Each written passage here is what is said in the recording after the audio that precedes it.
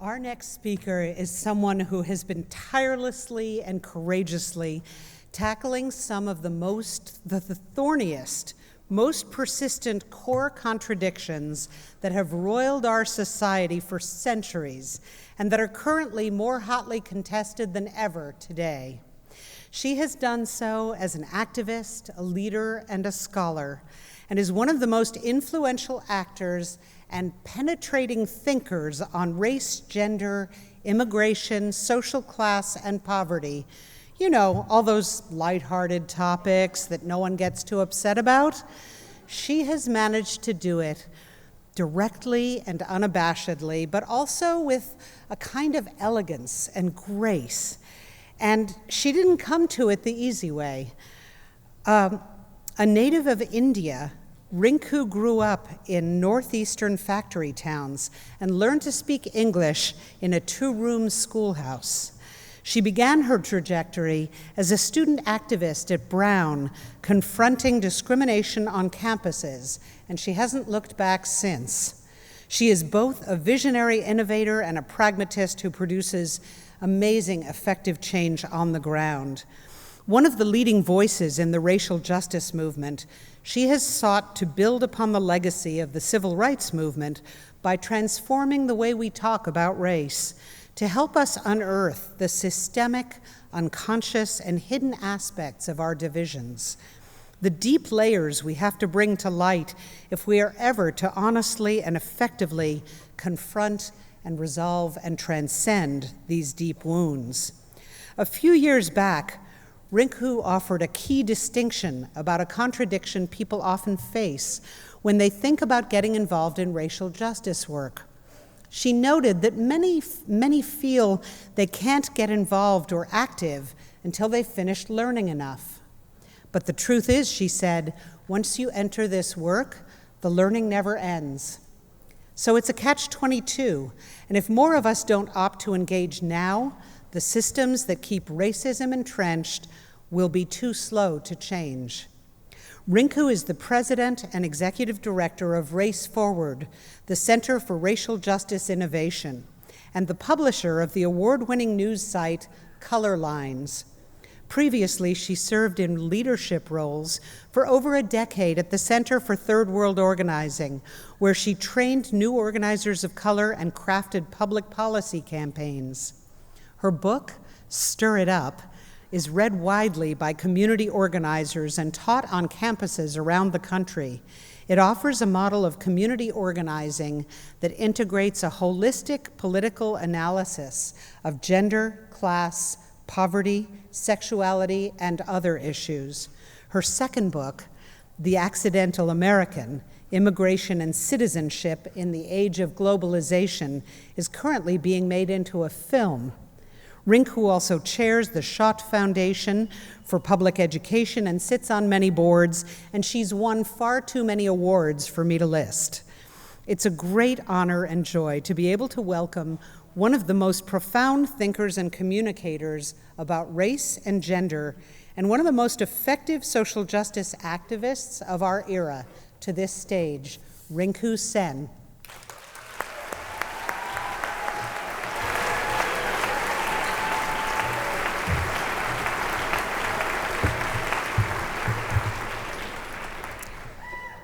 I am a bad environmentalist. It's kind of amazing that anybody would think to put me on this stage. I grew up in the suburbs. I was the most bookish immigrant kid you could ever imagine. I always found the world and the stories I was reading more engaging than the world around me, and because it didn't matter where I read an actual book, I was indoors most of my childhood, just spent it in a room with my nose in a book. I didn't even ever go on a hike until I was 20 years old. 20 years old before I went hiking. One time I composted something, but it was by mistake. So I'm a crap environmentalist, but over time, over the course of living my life, I have managed to develop an actual appreciation for nature. Some years ago, I had a month-long wind call residency in Montana, a sabbatical, after 12 years of hard organizing. I took all these books with me, but I found that all I could do every day was lie on the couch or lie in the hammock and stare at the sky. I spent the entire month staring at the Montana sky. Another time when my heart was broken, by a person. A friend of mine offered me a house sit in her beautiful home right here in these very hills. And the earth and the trees and the animals who came to visit, they healed me from that heartbreak. Last year, I went through a particularly stressful time at work. They do happen. And I found myself having panic attacks for the first time in my whole life. Anyone who's had one knows that they are horrifying, not fun. And the only thing I found that would work was to take a walk in the park. So I'd go to Forest Park near my house in Queens in the middle of winter, and I would think about that Rumi poem where he wrote, be melting snow, wash yourself of yourself. And I'd feel grateful that I had experienced snow and I could actually imagine what melting like it would be like. And yet, despite the love of nature that I have developed over time, I find myself edging back over to the bad side of environmentalism, every time an environmentalist lays out for me all of the reasons that they cannot or won't or decided not to address race, deal with race. I'm a bad environmentalist, but I'm a good race woman. I was an immigrant kid, eldest immigrant child. I grew up in very, very white suburbs. I found my first true sense of belonging in this country when I discovered racial justice work, and all that has made race the abiding concern of my adult life. So as a good race woman, I like to state what is obvious. And one of the things that's obvious today is that I'm speaking to a fairly white crowd. And I'm going to beg my brothers and sisters of color in this crowd to just deal with my neglect of you for the next 18 minutes. It's a rare chance that I get to speak to thousands of white comrades, and I feel like they need me more than you do at this moment.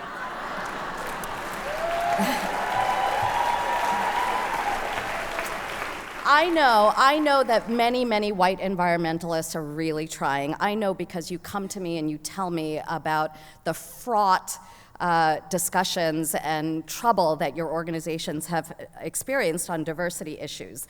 Years of having committees and discussions and trainings and research, and yet 10, 15, 20 years later, you find your organizations you're setting just as white as they ever were, with maybe a revolving door of people of color going in and out. That difficulty, the essential difficulty, stems from a basic misunderstanding of what the relationship is between saving the environment and achieving racial justice. Racism is a system of power and hierarchy. It influences everything, including the environment, the environmental decisions we make and the debates we have. Racism is at the root of environmental degradation. It drives consumption and sprawl while providing impunity for governments and corporations that engage in destructive behavior. People of color are not just victims of that behavior, but we are agents too, and we are key to building a strong environmental constituency. Ignoring those dimensions of environmental fights costs the movement knowledge and power to solve problems for everybody.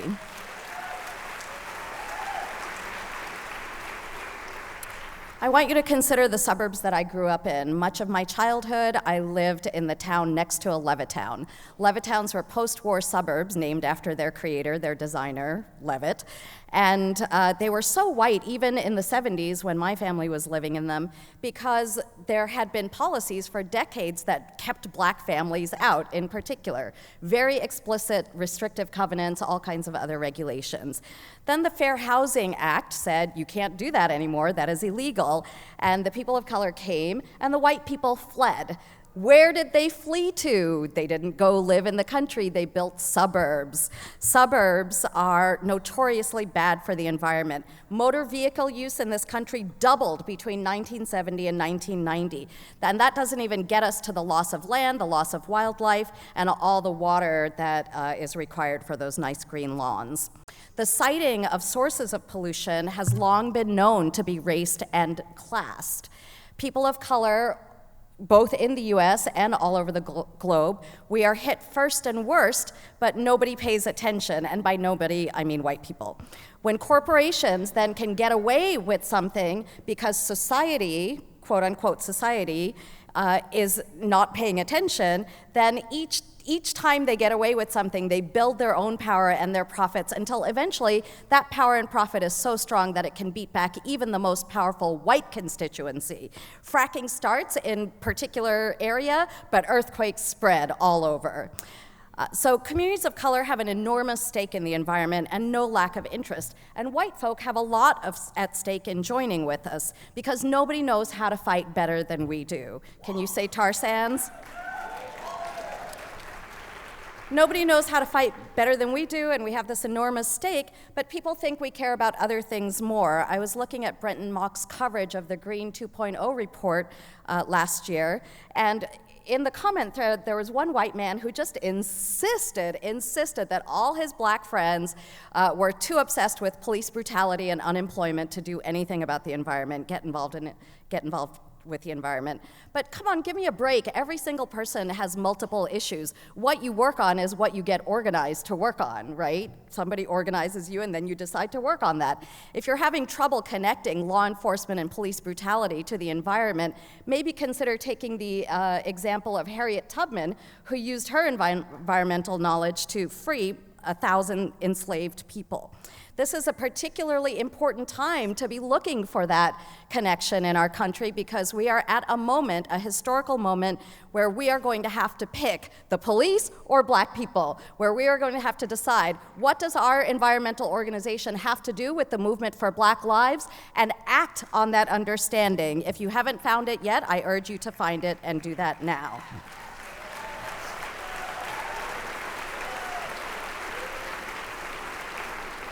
So organizations of color lead the fight for environmental remediation, for alternative energy systems, for change of all kinds, but quite often, if our environmental lens doesn't include communities of color, we forget that, and we fail to give them adequate credit and support their work. My friend Kathy Lerza, wrote in Shelter Force about the fight against Prop 23 in California. 1 million new voters of color turned out. Voters of color made the difference. They made the margin of victory in that fight.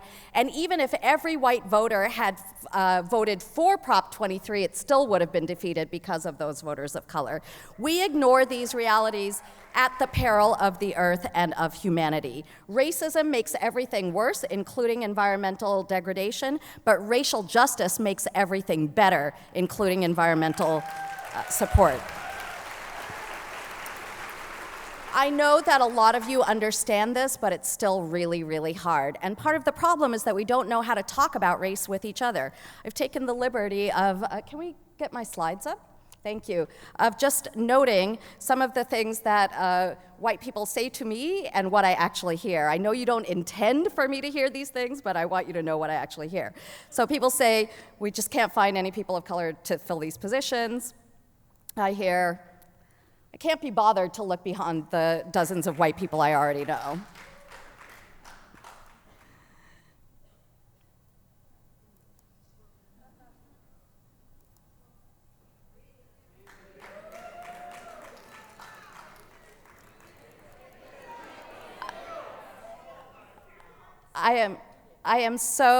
I will read it, but I'm going to skip some slides because I'm running out of time. You're clapping too much. Okay, if the planet is going down, this is one of my favorites. None of this other stuff matters. Race, class, whatever. What I hear is this. I don't care how much you suffer before the apocalypse comes, but I'm not racist.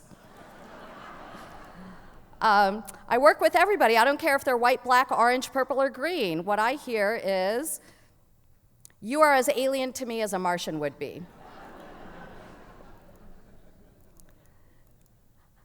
So ignore what you say. I know that this works the other way too, and that when I speak to white environmentalists and white activists, and I say something like, it's not about you, it's the system, what they hear is, you're racist. I might say, race is a part of every issue. What they hear is, you're racist. We all have to be vigilant against implicit bias. You're racist. So the thing is that we're talking across each other, and everybody is obsessed with finding the racist. Who is the racist? Not being the racist. So let's start over. That's what I'm going to suggest. Let's start over, and let's agree to 3 things. The first of those things I'd like to agree to is that we're going to change the question that we're asking from who's the racist to what is causing racial inequity. We are obsessed with rooting out the racist because our definition of racism is that it's always intentional and overt and individual. But in fact, racism is quite often systemic and hidden and unconscious. Our definition of racism has to expand and modernize in the way that racism itself has done.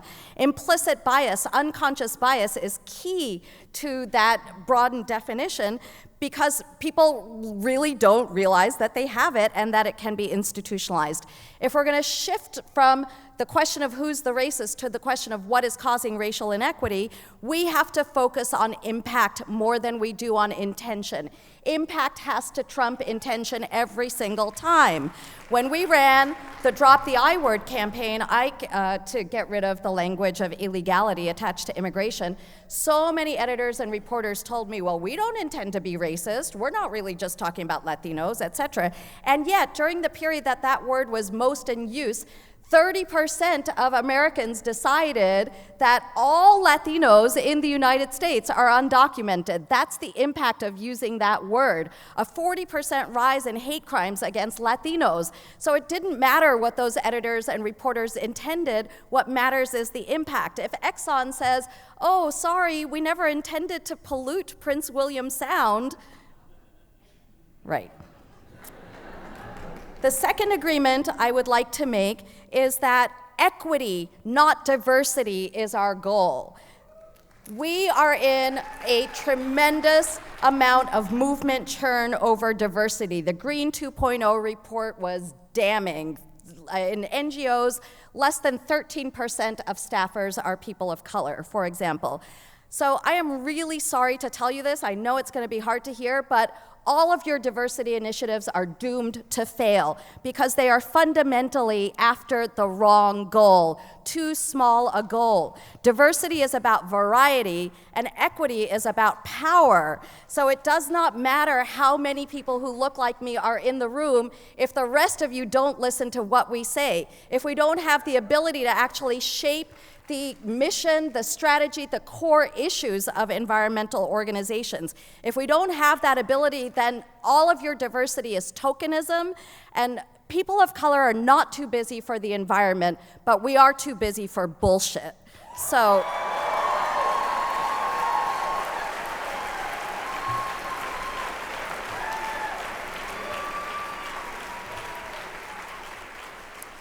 So equity has to be our goal. It has to be our goal because equity, the third agreement, is the only way that we are going to actually be able to establish a consistent and thorough and effective race lens on environmental issues and work. And when we have that lens, we can then make equity-conscious choices rather than colorblind ones. This is not just a matter of morality, although I think it is a deeply moral position that I'm taking. It is a matter of strategy. We all want to win, not just be correct.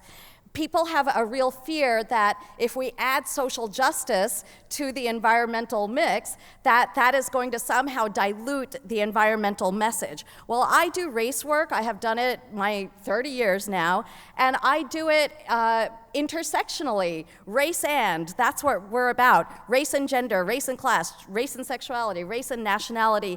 And adding those lenses never wipes out my race lens because it doesn't have to. It just changes the picture that I see.